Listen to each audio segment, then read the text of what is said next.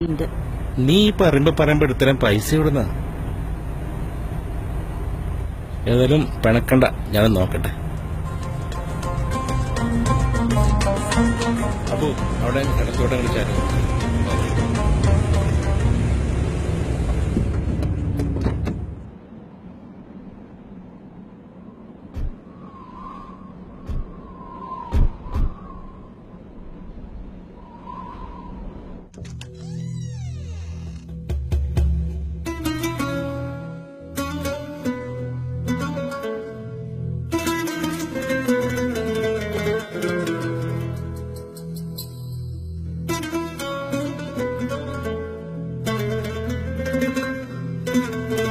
ഇവര് കേറിയില്ലേ? ഡാ കേറി വാ.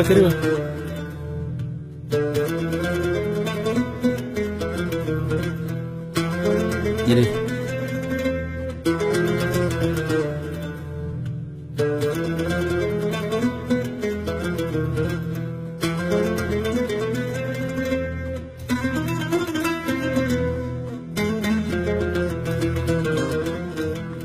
നിങ്ങളേരി, ഞാനൊരു ചായ ഇടാം. അല്ല, ഇപ്പൊ ചായ ഒന്നും വേണ്ട, നമ്മളിപ്പോഴും വന്നിട്ടുള്ളല്ലോ. നിങ്ങൾ സംസാരിച്ചിരിക്കുക, ഞങ്ങൾ പുറത്തൊന്ന് ഇറങ്ങി വരാം. ഇരുന്നൊരു കട്ടൻ ചായ. അലപ്പൊന്നും വേണ്ട. ഓക്കെ, ശരി.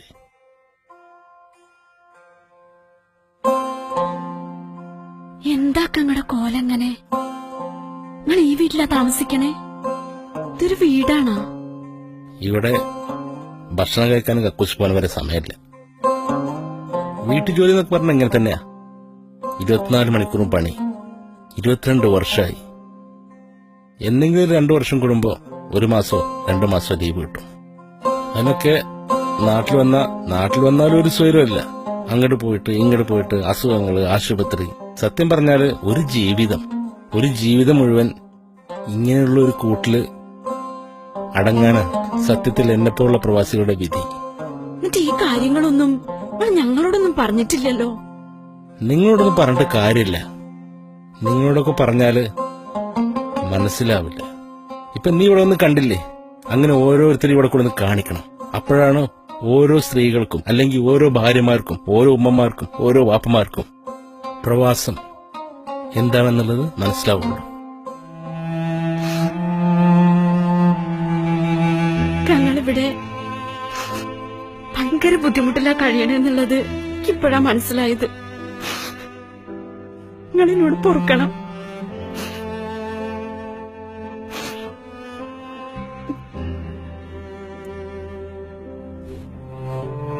ഈ റൂമിലാണോ ഇയാള് താമസിക്കണേ? ഇയാള് മാത്രമൊന്നല്ല, മിക്കവാറും വീട്ടു ജോലിക്ക് നിൽക്കുന്ന ആൾക്കാരൊക്കെ ഇങ്ങനെ തന്നെ താമസിക്കുന്നത്. എനിക്കിനി ഒന്നും കേക്കണ്ട. നിങ്ങൾ എന്റെ കൂടെ വന്നേ പറ്റുള്ളൂ. നീ എന്ത് കണ്ടിട്ടാ ഈ പറയണത്? ഇപ്പൊ നിന്നെ കൊണ്ട് ഈ പറയിപ്പിക്കുന്നത് ഒന്നെങ്കിൽ എന്റെ ഈ ജീവിത ശൈലി കൊണ്ടുള്ള സഹതാപം, അല്ലെങ്കിൽ എന്റെ ഈ ഒരു ബുദ്ധിമുട്ട് കൊണ്ടുള്ള സങ്കടം. ഇതൊന്നും അല്ല ജീവിതം ഇതൊന്നും അല്ല. എന്തെന്നെ ആയാലും വേണ്ടില്ല, നിങ്ങൾ ഇനി ഇവിടെ നിൽക്കണ്ട.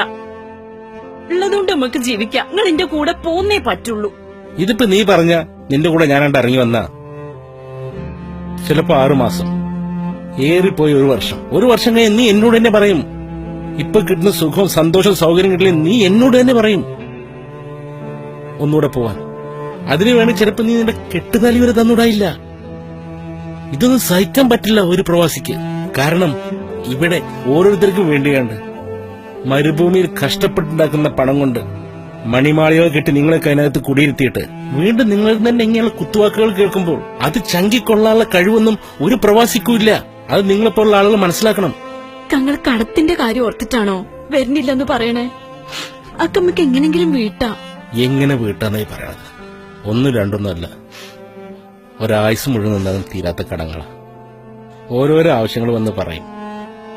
6 മാസം മുമ്പാ നീ നമ്മൾ ടൈൽസ് കുത്തിപ്പൊളിച്ചാണ് ഗ്രാനൈറ്റ് ആക്കിയത്. നിന്റെ ആങ്ങളുടെ വീട്ടിൽ ഗ്രാനൈറ്റ് ഇടുന്ന പറഞ്ഞിട്ട് വീട്ടിൽ ടൈൽസ് കുത്തിപ്പൊളിച്ചാണ് ഗ്രാനൈറ്റ് ആക്കിയത്. 2-3 ലക്ഷം രൂപ ഞാൻ ചെലവാക്കി. ആ ഇട്ട ടൈൽസ് ഒന്ന് കാണാൻ പോലും എനിക്ക് പറ്റിയിട്ടില്ല. ഇതൊക്കെ പൈസയാണ്. അതിന്റെ പുറത്ത് പോയി നീ വരുന്ന വഴിക്ക് നിന്റെ മോന് വണ്ടി മേടിക്കണമെന്ന് പറഞ്ഞു. അതിന് ഞാൻ 2 ലക്ഷം രൂപ ചെലവാക്കണം. അതിന്റെ പുറത്ത് വേറെ 2 ലക്ഷം രൂപ. ഒരു 2 ലക്ഷം രൂപ വരുമ്പോഴേക്കും എനിക്ക് 4 വർഷം അവിടെ കുത്തിയിരുന്ന് പണിയണം. പിന്നെ ഞാൻ എങ്ങനെ വരിക? എനിക്ക് എണ്ണിക്കഴിഞ്ഞാൽ എന്റെ വിരൽ എണ്ണാവുന്നതിനെക്കാട്ടിൽ കൂടുതൽ കടമുള്ളത്. നീ അതൊന്നും പറഞ്ഞിട്ട് കാര്യമില്ല. എനിക്കങ്ങനെ വരാൻ പറ്റില്ല. പിന്നെന്ത് ചെയ്യാനാ? നേരെ ഒരുപാടായി.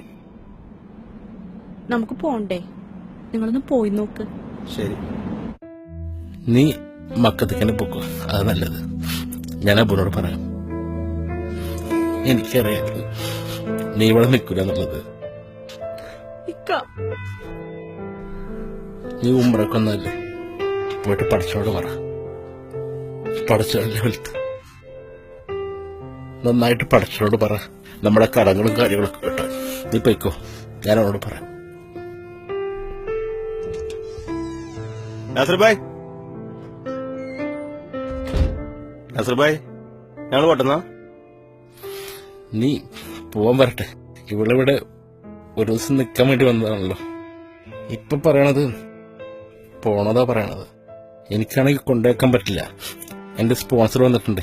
അപ്പൊ നീ മക്കത്ത് ആയിക്കൊടുക്ക്. അവൾ നിന്റെ കൂടെ വരും. ഓക്കെ? നീ ആ കണ്ണൊക്കെ തുടക്ക്. അവര് പുറത്ത് കാത്തിക്കല്ലേ. വാ, ശരി.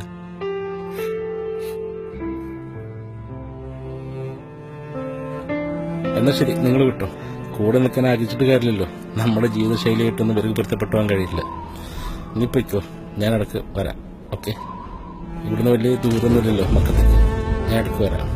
എന്നാ പോട്ടെ. ശരി. ഓക്കെ, ശരി ശരി.